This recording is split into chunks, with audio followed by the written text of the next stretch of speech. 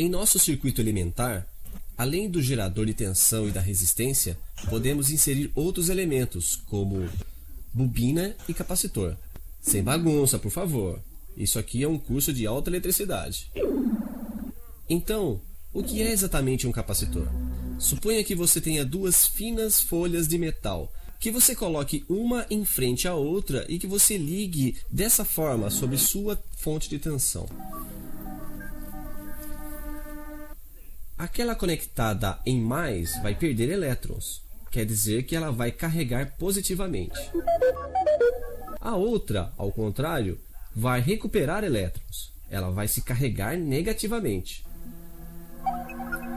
Isso para ao final de um certo tempo, e dizemos que o capacitor está carregado. Os elétrons de um lado adorariam passar para o outro lado, mas não há condutor.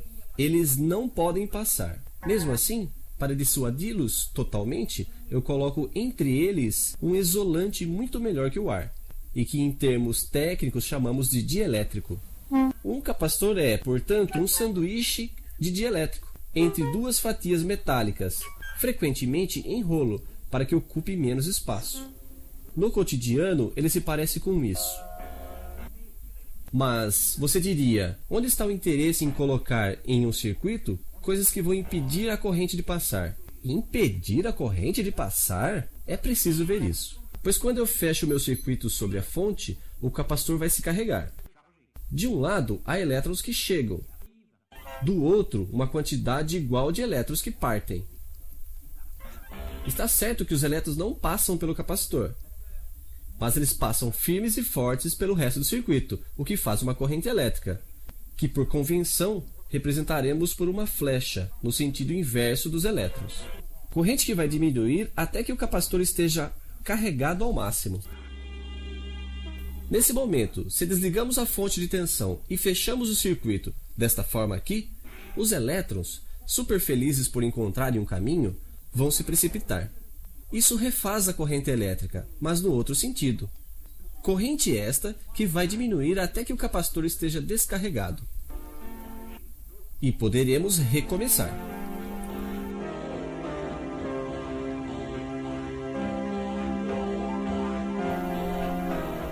Mas quanto tempo o nosso capacitor leva para se carregar e para se descarregar? Com um relógio não é muito fácil de ver, mas nossas flechas de intensidade foram especialmente elaboradas para desenhar as curvas. Assim, no momento da carga, ela desenhará isso aqui. No momento da descarga, a corrente vai do outro sentido e ela desenhará isso aqui.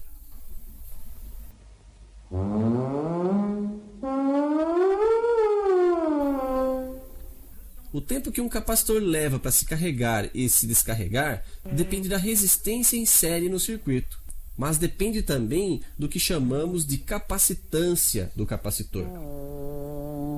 É, de um certo modo, a quantidade de elétrons que ele é capaz de armazenar de um lado e de perder do outro. E essa capacidade é proporcional à superfície das duas folhas de metal do meu sanduíche, chamadas de armaduras. Ela depende também da espessura do dielétrico e de sua natureza. Essa capacidade do capacitor se exprime em Faraday, ou microfarad, que vem do nome Michel Faraday, o charmoso rapaz que a domou. Vimos como variar a corrente. Vejamos agora como variar a tensão nos terminais do capacitor. Quando o circuito está aberto e o capacitor descarregado, a tensão é nula, evidentemente. Assim que o capacitor é carregado, a corrente não passa mais. A tensão é máxima e igual àquela da fonte. Como você pode ver, corrente e tensão não variam de forma alguma ao mesmo tempo. O máximo de corrente intervém sempre antes do máximo de tensão. Nos terminais do capacitor, a corrente máxima está na frente da tensão máxima, mas falaremos disso depois. Assim, podemos dizer que o capacitor, assim como sua companheira bobina, um pouco de seriedade, por favor.